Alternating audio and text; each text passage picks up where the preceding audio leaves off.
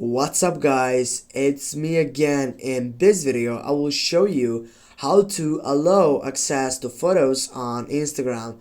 The first thing what you can do, simply you need to get off from your Instagram and you need to go on settings on your phone.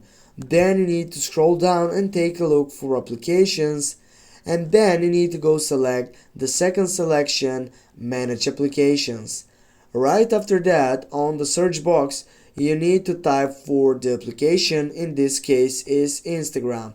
Go for Instagram, and what you need to do next, simply go for app permissions, which is the most important.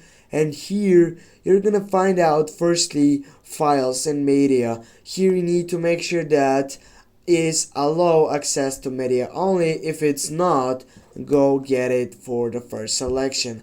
Also make sure that your camera is also allowed, because sometimes maybe you want to make a camera section, or you want to just make a photo right now on Instagram.